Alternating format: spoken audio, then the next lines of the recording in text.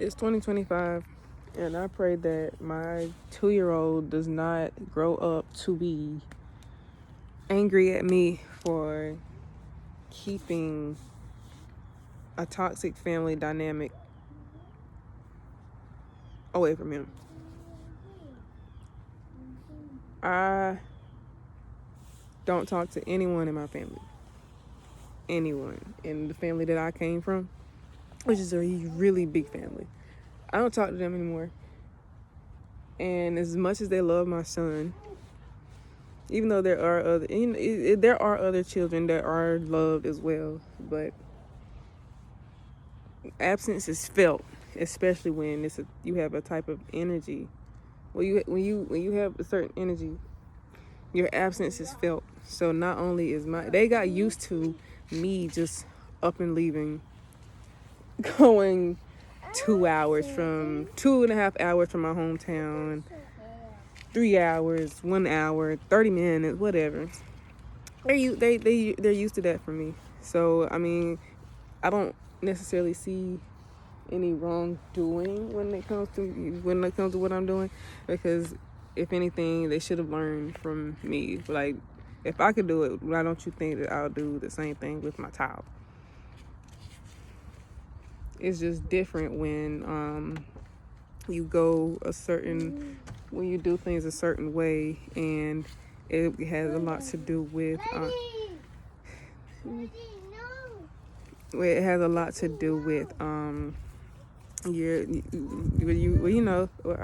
forgot what that was. My husband kind of threw me off. This wasn't on purpose. He didn't know I was recording, but I do what I do out of love, not for the family that I come from, but the family that I generated. The family that I choose is my family over any other people, rather they raised me, rather they had something to do with my upbringing if they didn't raise me. But I just pray that my son is not upset with me for keeping them away from him with the way that they think. And me being the black sheep, I often end up in situations with my family that makes me realize that I did not want my child to have to go through what I went through. I was a very sensitive child. That's number one. And being that I have a child of my own, I'm able to see the same things that I saw as a child with him. He's also as sensitive as I am, and a way that they go about sensitivity is for one, it's inhumane, and two, it's an old way of thinking. Like, slavery mindset has been passed down from generation after generation after generation, and it doesn't stop unless someone stops it. Someone has to be able to see through the BS in order to break it. If your house is clean, there's no reason to clean it. But if it's dirty, you're gonna clean it, right? If you want to. It's if you want to. And I'm not calling anyone's house unclean, but I felt the need to make sure that I play clean house, especially when it comes to me. But as far as it goes with the slavery mindset, it's passed down, I even have to catch myself yelling at my child sometimes when I get overstimulated, overwhelmed. It's a way to go about it. Like, a while ago, he tore down the curtain. Usually I'll be, Carol, but I thought about it. I ain't even say anything to him. I just picked it up. And I picked it up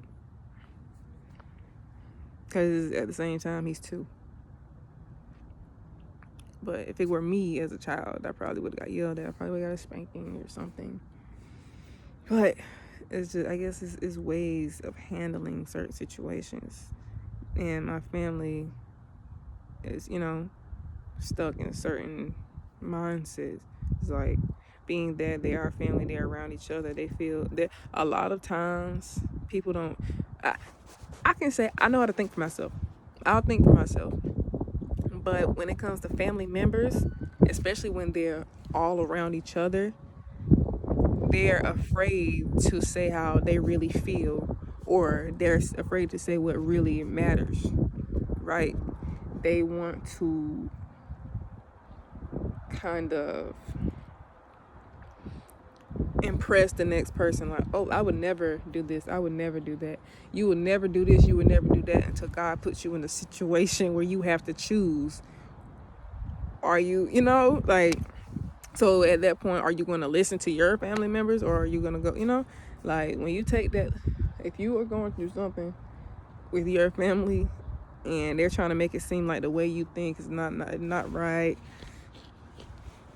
as long as you are God led, you will be fine. God wants us to take that leap of faith. He wants us to trust in him. If we don't trust in him, and that's all he's asking us to do, like, your life is gonna be a certain way, or a way that you probably didn't want, or you didn't see it being that way. But you take a leap of faith. Let go of the old patterns that you were stuck in. Let it go. Let it go. It does not serve you anymore. If those family members are making you feel bad about decisions that you make, when you know that you are putting your trust in God, trust me when I say God will handle them. I don't, and you don't even have to care to be around when things hit the fan. Like, I don't want to be around when things hit the fan. I know that when I left my family behind, something happened to one of my family members, and there's one of my family members' situation got a little bit harder. Yeah, I mean, their situation got harder, and it had nothing to do with me, but at the same time, I feel like it had a lot to do with me, and it hurt my feelings. It crushed me to know that they're going through a certain thing because of what they decided to go about. Like, when those family members speaking on your situation, God's gonna show them you shouldn't have spoke on this situation, because now look. And then, just like the word tells us, y'all, God will prepare. It's Psalms, the 23rd chapter. He sets up a table he sets a table for me in the presence of my enemies. So any of the naysayers, any of the people who doubt you, any of the people who feel the need to say what they want to say or however they want to do it, okay, table prepared. Table prepared. You won't have to do anything. That's why God say, vengeance is mine. You should not be going to seek revenge. Don't seek revenge for something, for things, for situations that people have put you in. Oh, they did this to me, so I feel a need to, I know what'll hurt them, so I gotta do this. Now look at you trying to play God. So now God gotta fix you. Because the same thing they just did to you basically did to them after God said not to. You know what I mean? There's ways around it, of course. But that's pretty much all I have to say. Just let them family members go. They don't mean you no good. They might say they care, they might think they care, but if you're not doing what they want you to do, they don't care about anything except for what they think. Not what you think, what they think. And that's where the trouble comes in, because you can't speak on my life when God got something big for me in my life and my family that I generated. I'm set here to break generational curse. I'm the black sheep. And I love it. Is it a task? Yes. It is a task. But when you're chosen, remembering that you're chosen, you'll be fine. I promise that you'll be fine. Because God is not going to let you fall. It's been times where I felt like I didn't know what I was going to do or where I was going to go. And God came through at the right time. Because that's what he promised us, right? As long as we keep trusting in God, he will carry us. So wherever God decides that my family needs to do or end up, whatever, he's going to do it. And it's going to be grand. You know what I mean? It's going to be grand.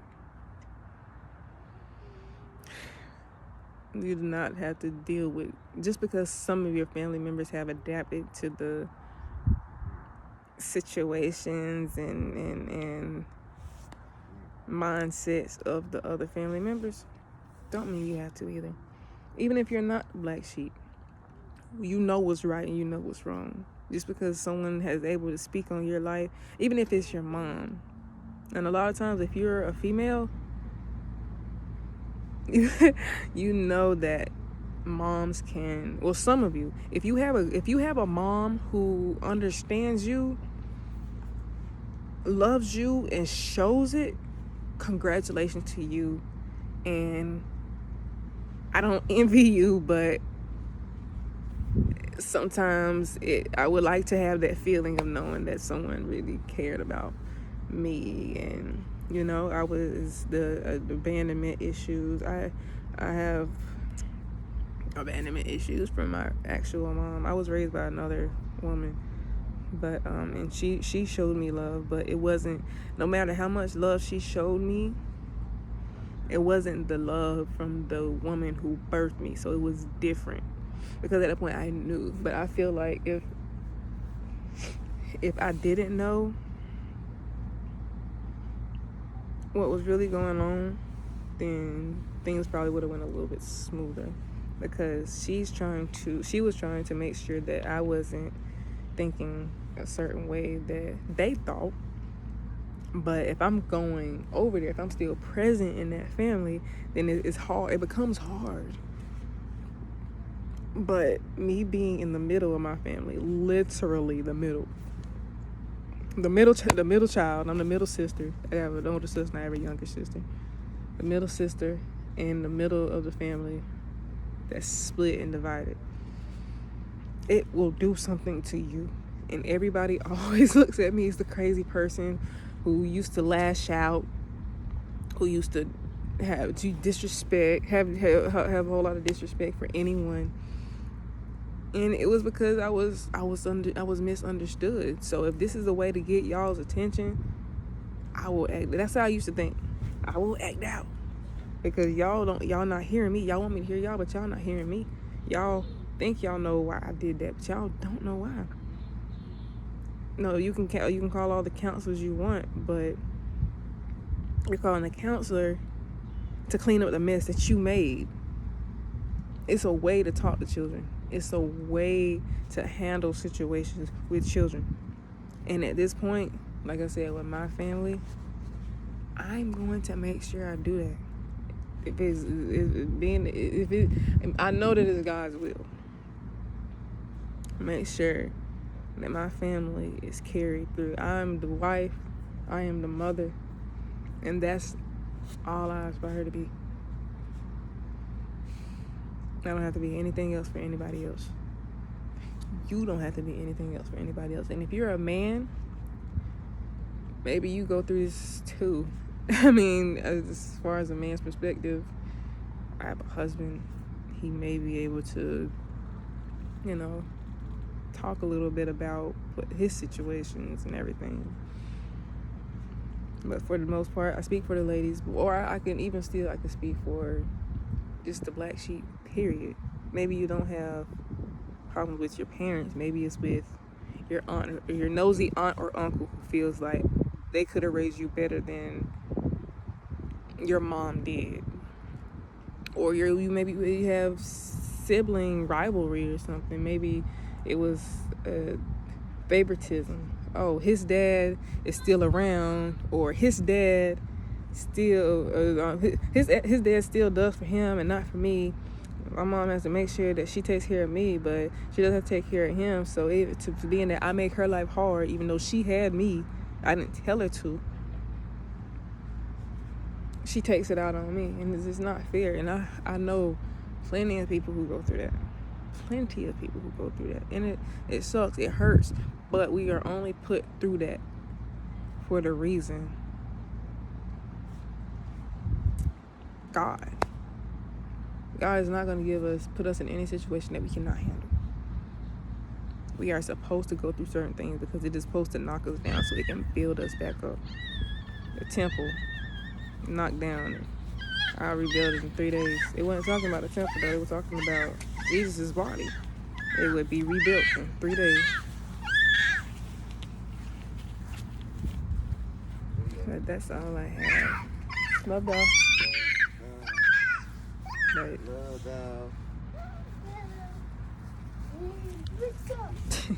But yes, that's my loving family, and my family loves me, and that's all that matters. When I say family, that's the family I'm talking about. I'm not talking about the family I come from.